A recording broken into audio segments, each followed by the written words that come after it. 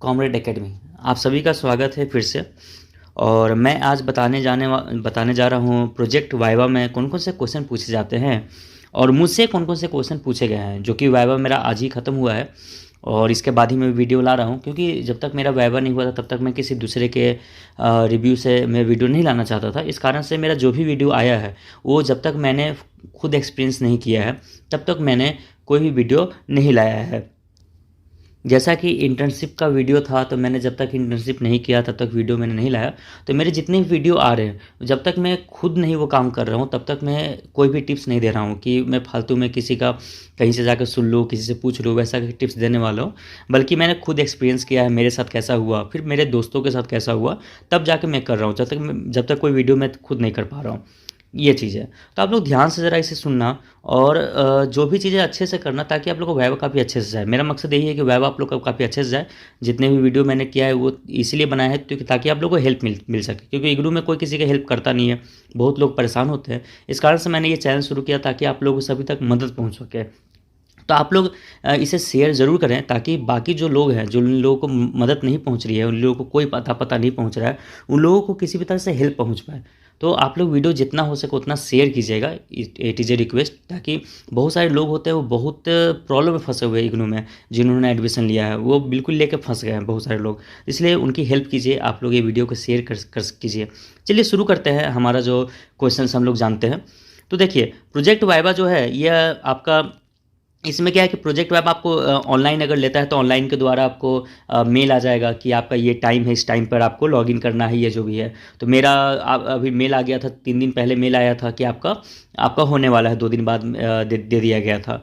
तो project viva का आपको मेल आएगा, या फिर कॉल करके भी लोग बात करते हैं, पर्सनली कॉल करके कॉल भी कर देते हैं कि आपका मेल आ चुका है, आपका वाइवा इस दिन को होने वाला है। तो वो चीज़ें भी हैं। तो अगर आप लोग का नहीं आ रहा है तो आप लोग के बाद रीजनल सेंटर जाकर कंफर्म भी कर लेना। इंतजार में मत रहना कि कब तक आता है। एक बार देखना है कि हाँ टाइम हो रहा था, तो टाइम से जाकर रीजनल सेंटर से पता करते रहना। ऐसा ना हो कि आपका छूट जाए कभी गलती से, क्योंकि कभी कभी मिस्टेक उन लोग से भी हो जाती है कि छूट जाता है कोई बच्चा। तो ऐसा हो जाता है, जनरली ये सब बहुत रेयर केस में होता है, लेकिन हो भी सकता है। तो इस कारण से आप लोग रीजनल सेंटर जा जाकर हमेशा पता करते रहना और थोड़ा सा संयम रखना, क्योंकि इग्नू थोड़ा स्लो काम करता है। बाकी तो हम लोग को कॉल आ जाएगा, आपको आ जाएगी स्टार्टिंग में कि आपको इस डेट को वाइवा होगा और ये चीज़ होगा, सारा चीज़ है। और बाकी मैंने साइनोसिस कैसे करना, मैं सारे वीडियो लाऊंगा भी कि साइनोसिस कैसे बनाना है और उसके क्या क्या प्रोसीजर है, उसका कैसे प्रोजेक्ट को कैसे बनाना है। सारे वीडियो में अभी 2 दिन के अंदर ही सारे के सारे मैं पोस्ट कर दूंगा सब चीज़ें। खैर अभी वाइवा होने वाला है, कल कुछ लोगों का वाइवा है, कुछ लोगों का परसों है, कुछ लोगों का 6 तारीख को है, 7 तारीख को है। तो इस तरह से वाइवा उन सभी के पास वीडियो पहुँच सके, इसलिए शेयर कर दीजिएगा। तो आपको कॉल गया होगा, मैसेज गया होगा, जिस टाइम पे वो लोग बोले हैं। जैसे कि अगर आपको बोले हैं कि 2 बजे आपका टाइमिंग है, तो 2 बजे टाइमिंग है तो 2 बजे से 10 मिनट पहले आप लॉगिन कर लेना।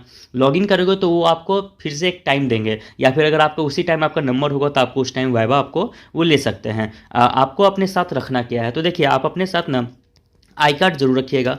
अगर आई कार्ड, देखिए आई कार्ड बहुत ही ज़्यादा ज़रूरी है, ये आपका आई कार्ड इसलिए ज़रूर रखिएगा। बाय द वे, किसी भी संग्राम से कहीं आप ट्रैवल कर रहे हो या कुछ वैसा है और आई कार्ड आपके पास नहीं है, तो आधार कार्ड, ये कोई आईडी प्रूफ जरूर रखना, फोटो आईडी प्रूफ जरूर रखना अपने साथ। वो उनको शो कर देना।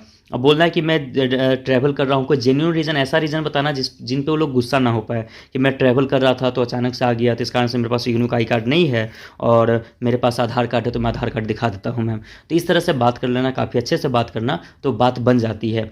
और हो सके तो एडमिट कार्ड है तो एडमिट कार्ड भी आप अपना दिखा सकते हो तो दिखा देना, ठीक है। वैसे आपका आधार कार्ड और आई कार्ड देखेंगे, अटेंडेंस लेंगे सबसे पहले, तो ये आपका काम हो जाएगा। तो ये चीज़ ज़रूर रखना। चलो, ये आपका हो गया। अब बात करते हैं कि प्रोजेक्ट में क्या क्या क्वेश्चन पूछे जाते हैं दोस्तों। तो देखो यार, सीधी सी बात है, आप जो भी प्रोजेक्ट करते हो हर एक टॉपिक को काफ़ी अच्छे से किया करो, क्योंकि ये कुछ भी क्वेश्चन पूछ सकते हैं। एकदम डेफिनेटली नहीं है कि जो मैं क्वेश्चन बोल रहा हूँ वही वो पूछेंगे, कुछ भी मतलब कुछ भी पूछ सकते हैं। इस चीज़ को ध्यान में रखना। साइकोलॉजी पढ़ रहे हो तो साइकोलॉजी की डेफिनेशन ध्यान में रखना, साइकोलॉजी का हर चीज़ ध्यान रखना कि क्या क्या होता है। बाकी अब आते हैं रिसर्च टॉपिक की बात करते हैं हम लोग। तो देखो, जो क्वेश्चन मैं सबसे पहले वो टॉपिक पूछना जो सभी लोगों से, आम लोगों से पूछा जाता है, मैं उस टॉपिक को सबसे पहले आपको बताने जा रहा हूँ। सबसे पहला है, देखो अपना जो प्रोजेक्ट कर रहे हो तो प्रोजेक्ट में टॉपिक का जो नाम है आपका, टॉपिक का नाम आप क्लियर रखना। उस टॉपिक के नाम में आप जो भी कंपैरेटिव स्टडी या पर्सनालिटी का कर रहे हो या इमोशनल इंटेलिजेंस का कर रहे हो, जैसे कि मेरा था comparative study of emotional intelligence and personality of alcoholic and non alcoholic person, तो इन्होंने ये लिया था। तो उसमें मुझसे पूछ दिया कि इमोशनल इंटेलिजेंस से आप क्या समझते हैं, पर्सनालिटी से आप क्या समझते हैं। तो क्वेश्चन जो होगा सबसे पहले आपका टॉपिक सही होगा कि टॉपिक जो आपने लिखा है उसका डेफिनेशन आपको पता है कि नहीं पता है, ये चीज़ आपसे पूछा जाएगा। ठीक है, तो ये चीज़ पूरा क्लियर रखना है, डेफिनेशन सबसे पहले लिख लो और खुद ये सब सारी चीज़ रखना। उसके बारे में थोड़ा रिसर्च भी देख लेना कि हाँ बैकग्राउंड में क्या क्या आया था, क्या क्या नहीं आया था। ठीक है, मुझसे वो पूछा गया था। आपका था टूल्स, टूल्स क्या आपने यूज़ किया है, उसमें कौन सा क्वेश्चनायर आपने यूज़ किया है। क्वेश्चनायर ये पक्का देखते हैं, मैंने खुद देखा कि कुछ एक व्यक्ति आए थे जिनका कोई क्वेश्चनायर नहीं, उन्होंने इंक्लूड नहीं किया था अपेंडिक्स में। तो और उससे पहले एक और आई थी, तो उन्होंने क्या किया, क्वेश्चनायर इंक्लूड नहीं किया था। तो उनको बोला गया था क्वेश्चनायर आपने लगाना चाहिए, आपका ये डिमेरिट है, तो उसमें मार्क्स आप कट सकते हैं। तो क्वेश्चनायर आप प्रोजेक्ट में क्वेश्चनायर बाकायदा लास्ट पेज में लगा देना और टेबल में दिखा देना कि मैंने अपेंडिक्स लास्ट में लगा कर रखा है। तो क्वेश्चनायर जरूर लगाना है।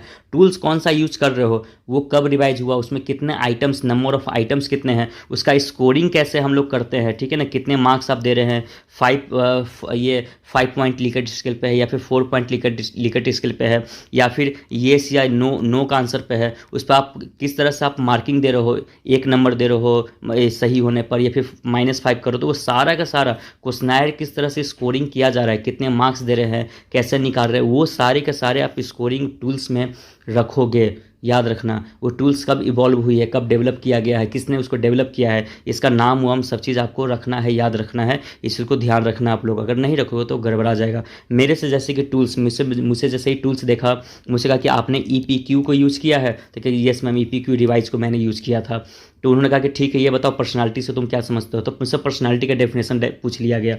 तो इसीलिए मैंने क्या किया था, देखो यहाँ पे कैसे कोई भी डेफिनेशन होगा, डेफिनेशन को आप जरूर जो करना वो आप अकॉर्डिंग टू APA में रखना। गूगल पर जाना, डेफिनेशन APA में देखना कि अमेरिकन साइकोलॉजिकल एसोसिएशन के द्वारा डेफिनेशन क्या दिया हुआ। अगर वहाँ बोलोगे according to APA this is a definition, तो वहाँ पर आपका क्या है, काफ़ी अच्छा से इमेज बनता है और आपको मार्क्स मिलने के चांसेस बहुत ज़्यादा है, जो कि मैं करता हूँ, हमेशा मैंने यही किया है। और इससे टीचर खुश हो गया, सामने वाला जो एग्जामिनर है वो खुश हो जाता है कि हाँ अकॉर्डिंग टू APA वो बता रहे हैं। अकॉर्डिंग टू APA करके ऐसे करके जोड़ोगे ना तो काफ़ी अच्छा उनको लगता है, और वही डेफिनेशन अपने दिमाग में रखना, ये चीज़ ध्यान से रखना।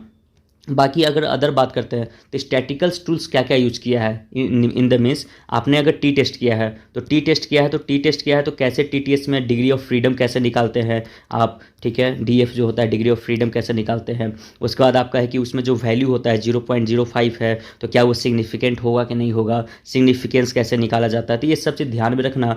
टी टेस्ट आपके उसमें है कि नहीं है, टी टेस्ट का क्या फॉर्मूला या क्या क्या उसमें कैसे प्रोसेस है, वो आपसे वो पूछ सकते हैं। ठीक है, अगर आपने एनोवा यूज किया है तो एनोवा का क्या फंक्शन है, कहाँ पे एनोवा टी टेस्ट में क्या डिफरेंस है, ये दोनों कहाँ कहाँ यूज होते हैं। अगर एनोवा किया तो एनोवा में कौन कौन से स्टैंडर्ड लगे हैं, डिग्री ऑफ फ्रीडम क्या क्या था, आपने जो ग्रुप लिया है बेसिकली तो उसका डिग्री ऑफ फ्रीडम क्या है। तो रिसर्च को अच्छे से करना कि डिग्री, ये सब सारी चीज़ें। तो ये चीज़ आप देख लेना इसकी टूल्स में क्या क्या फॉर्मूला आपको इसमें लगा है। तो एक एलिमेंट एक ऊपर से वीडियो देख लेना, कुछ यूट्यूब वाले वो सब वीडियो भी बना कर रखे, तो वो एक बार पढ़ लेना कि आपने कौन सा स्टैटिकल टूल्स यूज़ किया है।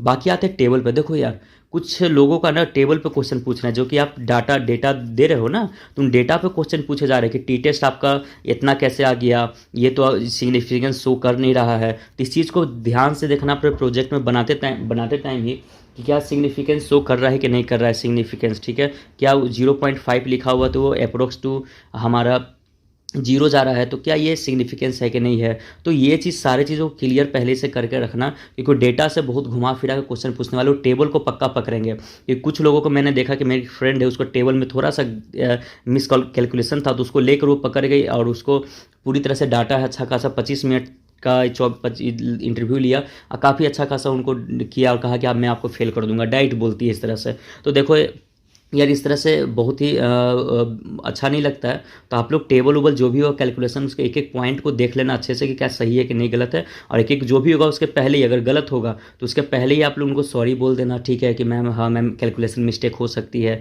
हो गई होगी मैम मुझसे कैलकुलेशन मिस्टेक, ऐसा वैसा कुछ भी है। अगर आप पहले ही देख ले रहे हो तो वहाँ पर देखना है क्या रीज़न आपको बताया जा सके, ताकि वो आपको काउंटर ना कर सके। तो ऐसा रीज़न पहले से सोच के रखना, अगर आपके प्रोजेक्ट में कुछ भी ऐसा होता है तो पहले से सबसे तैयार रखना है। बाकी आते हैं रिजल्ट और कंक्लूजन क्या है, आपका जो भी फाइंडिंग है, आपने जो भी प्रोजेक्ट बनाया उसमें फाइंडिंग आपने क्या देखा है, किस तरह के रिजल्ट आया है, क्या वो सिग्निफिकेंस था कि नहीं सिग्निफिकेंस था, अल्टरनेटिव हाइपोथेसिस आपने क्या लिया था तो क्या वो रिजल्ट्स आया कि नहीं आया। तो जैसे कि मेरा इमोशनल इंटेलिजेंस था तो मैंने बताया कि इमोशनल इंटेलिजेंस में काफ़ी लो स्कोर रहा है जिन्होंने अल्कोहल लिया है। तो मैंने वो चीज़ बताया उनको, तो वो रिजल्ट सुनना चाहेंगे आपसे। फिर पूछा कि ठीक है तो इमोशनल इंटेलिजेंस को क्या पर्सनालिटी का क्या आपने फाइंडिंग किया। तो मैंने फिर पर्सनालिटी का भी बताया कि देखिए मैम उसमें ऐसे ऐसे डायमेंशन थे, तो मैंने उसको लिया तो काफ़ी लो मुझे करके मिला। तो देखो ये सब सारी चीज़ क्लियर रखोगे ना, कुछ एक्स्ट्रा हल्का सा एक्स्ट्रा करके बता दोगे तो चांसेस है कि वो आदमी पहले ही खुश हो जाता है सामने वाला। हाँ ये भी चांसेस एक्स्ट्रा बताओगे हल्का सा, जैसे कि मुझसे पूछा गया कि पर्सनालिटी में आपने क्या फाइंड किया, तो मैं डायरेक्ट बोल के ये निकल सकता था कि हाँ पर्सनालिटी में हुआ यूँ कि उन्होंने काफ़ी लो स्कोर किया था, जो जिन्होंने अल्कोहल पिया था, और जो अल्कोहलिक नहीं थे उनका स्कोर काफ़ी अच्छा था, ऐसे बोल के भी निकल सकता था। लेकिन मैंने कहा कि मैम उसमें डायमेंशन जो थे वो आपको एक्सट्रोवर्जन और न्यूरो और साइकोटिज्म तीनों थे, तो तीनों को मैंने देखा जिसमें कि साइकोटिज्म और न्यूरोटिज्म में काफ़ी ज़्यादा हाई था स्कोर, लेकिन एक्सट्रोवर्जन में काफ़ी ज़्यादा लो था। इस चीज़ को मैंने बताया। तो अब इनसे था कि मुझसे क्वेश्चन भी पूछा जा सकता था कि एक्सट्रोवर्जन से क्या समझते हो तुम, ये तुम्हारा साइकोटिज्म में क्या समझते हो, न्यूरो। तो मैं पहले से इन सभी का डेफिनेशन याद करके बैठा हुआ था कि ये पूछेंगे तो मुझे बताना है। तो क्या है कि इस सबसे अगर तैयार रहोगे तो आपको क्या है कि डायमेंशन जो भी है डायमेंशन क्लियर रखोगे तो डायमेंशन आपसे पूछ सकते हैं, तो डायमेंशन जरूर अपने में देखना, ठीक है आपका जो भी है। बाकी इसमें देखा जाए तो आपका ये, हाँ इसमें जो भी है वेरिएबल्स, ठीक है आपने कौन सा वेरिएबल लिया है, ठीक है इंडिपेंडेंट वेरिएबल लिया है कि लिया है, तो वो कौन कौन सा वेरिएबल है, इंडिपेंडेंट है और डिपेंडेंट में क्या डिफरेंस होता है, आपके जो प्रोजेक्ट है उस प्रोजेक्ट में इंडिपेंडेंट क्या क्या वेरिएबल्स है, डिपेंडेंट कितने वेरिएबल्स है, तो सारे वेरिएबल्स जरूर ध्यान में रखना और उनका डेफिनेशन भी रखना, ठीक है तो वही ऑपरेशनल डेफिनेशन ये रखना। बाकी आपको अदर जो ये हो गया आप प्रोजेक्ट से रिलेटेड, बाकी अगर रिसर्च कोई करता है, मान लो कि आपके प्रोजेक्ट को नहीं देख रहे हैं और आपसे सिर्फ पूछ रहे हैं कि आपने सच में आपको रिसर्च आता है कि नहीं, तो आपसे पूछ सकते हैं कि define the operational definition, operational definition से क्या समझते हो, ठीक है हाइपोथेसिस, तो हाइपोथेसिस से आप क्या समझते हो और हाइपोथेसिस से आपने क्या क्या ले रखा है, तो उसको भी एक बार अच्छे से करके रखना, ठीक है। रिसर्च डिज़ाइन है तो रिसर्च डिज़ाइन से डिफाइन रिसर्च डिज़ाइन ये पूछ देंगे तुमसे। डिफाइन द रिसर्च मेथड है ये पूछ देंगे। देखो मैं सभी के डेफिनेशन बता सकता हूँ लेकिन मैं नहीं बताना चाहता हूँ, वो इसलिए क्योंकि मैं बता दूंगा तो आप एक तरह से हैंडीकैप हो जाएंगे। मेरा काम है आपको हेल्प करना, ना कि हैंडीकैप बनाना। तो आप इन सभी को डेफिनेशन को जाकर गूगल पे सर्च करो, क्योंकि गूगल पे सर्च करोगे तो आपको 2-3 चीज़ें एक्स्ट्रा पता चलेंगी और वो एक्स्ट्रा आपको वाइवा में काम आती है, आपके एग्जाम में काम आती है। इस कारण से मैंने डेफिनेशन नहीं लिखा है। बहुत सारे यूट्यूब चैनल डेफिनेशन लिख के आपको बता देंगे लेकिन मैं नहीं बताऊंगा, क्योंकि आप लोग खुद से करोगे तो ज़्यादा सीखोगे। तो इस कारण से आप डेफिनेशन जाके खुद देख लेना। तो ये चीज़ है। सैंपल है तो सैंपल आपने कितना सैंपल, मुझसे ये क्वेश्चन आया था कि आपने सैंपल कितना सैंपल आपने लिया है, तो मैंने बताया कि मैंने 50-50 ईच किया है, टोटल मिला के 200 मेरा होता है। तो इस तरह से सैंपल आपने अपनी रिपोर्ट में कितना लिखा है। सैंपल से आप क्या समझते हो, ठीक है ना, सैंपल से आप क्या समझते हो, सैंपल क्या होता है आपसे ये भी पूछा जा सकता है। साथ में टाइप ऑफ सैंपल क्या है और आपने किस तरह का सैंपल कलेक्ट किया है, रैंडम सैंपल कलेक्ट किया है या फिर पर्पसफुली सैंपल्स कलेक्ट किया है, ठीक है ना, या फिर जजमेंट सैंपल कलेक्ट किया है, ठीक है। तो आपसे इस तरह से कुछ भी आपसे पूछा जा सकता है कि आपने सैंपल कौन सा तरीका से अपने प्रोजेक्ट के लिए सेलेक्ट किया है, ठीक है। तो सैंपल को क्लियर रखना जरूरी है, क्योंकि ये क्लियर रहेगा तभी आपको पता आएगा कि हाँ सैंपल कौन सा कलेक्ट किया है। कुछ भी वो काउंटर क्वेश्चन पूछते हैं तो आपको उसमें हेल्प मिलेगा, तो इस चीज़ को ध्यान में रखना। बाकी आते हैं, बाकी अगर करते हैं तो जो भी चीज़ें हैं कि एक रिसर्च करने के लिए क्या क्या स्टेप होते हैं, तो सारे स्टेप को एक बार जाना देखना कि for the research what are the important steps. तो उसमें होता है जैसे कि आइडेंटिफाई द प्रॉब्लम्स होते हैं, उसके बाद हाइपोथेसिस करना होता है, टूल्स करना होता है। तो सारी चीज़ें जो स्टेप बाय स्टेप होते हैं, तो 8-9 स्टेप होते हैं। उस स्टेप को क्लियर कर लो, आपको किताब में मिल जाएगा आपको। तो वहाँ से स्टेप आप देखो कि कौन कौन सा स्टेप होता है, क्या आपने प्रोजेक्ट के लिए वो स्टेप किया कि नहीं किया है। तो इस तरह से रखोगे तो आपके लिए काफ़ी ज़्यादा हेल्प होगा। एथिक्स, अगर आप कोई प्रोजेक्ट करते हो तो क्या क्या उसमें एथिक्स और वैल्यू आप फॉलो करते हो, लाइक द जैसे कि एथिक्स एक गुड स्टडीज हो, एक गुड हमारा अप्रोच होना चाहिए। और कोई भी जो हमारा जो इंटरव्यूअर है या फिर हमारा जो सैंपल है, तो सैंपल अगर जब चाहे उसमें क्यूट करना चाहता है तो उस चीज़ को क्यूट कर सकता है, उसको छोड़ के जा सकता है बीच में भी, ठीक है। अगर उनको कुछ भी प्रॉब्लम हो रहा है तो वही चीज़ कह रहा है कि इथिक्स में क्या क्या आप फॉलो करते हो। रिव्यू ऑफ लिटरेचर, अपना रिव्यू ऑफ लिटरेचर जरूर पढ़ लेना, ठीक है। और रिव्यू ऑफ लिटरेचर में जो कुछ रिसर्च होंगे तो उसको पढ़ोगे तो आपको कुछ अंदाज़ा मिल जाएगा कि प्रोजेक्ट में बेसिकली हम क्या कर रहे हैं, ठीक है। तो वो रिव्यू ऑफ लिटरेचर पढ़ लेना। तुमसे ये भी क्वेश्चन पूछा जा सकता है कि रिव्यू ऑफ लिटरेचर होता क्या है, कि what is the means of review of literature, इसका क्या हमारा फ़ायदा है प्रोजेक्ट में, प्रोजेक्ट के लिए रिव्यू ऑफ लिटरेचर क्या मायने रखता है, ये भी तुमसे पूछ सकता है, ठीक है। बाकी आता है कि फॉर्मूला, देखो फॉर्मूला जो आपने यूज़ किया है, ठीक है, इसमें आपका एनोवा में या टी टेस्ट में, तो फॉर्मूलाज को आप लोग याद कर लेना, ठीक है। जैसे कि EQ है, मेरा इमोशनल इंटेलिजेंस है, तो हो सके इससे रिलेटेड पूछ सकते हो। कोई इंटेलिजेंस पे करता है तो इंटेलिजेंस से पूछ सकता है कि बता दो IQ का फॉर्मूला क्या है। ये सब कुछ भी आपसे पूछा जा सकता है, ठीक है। इन सब फॉर्मूलाज को और डेफिनेशन को क्लियर रखना।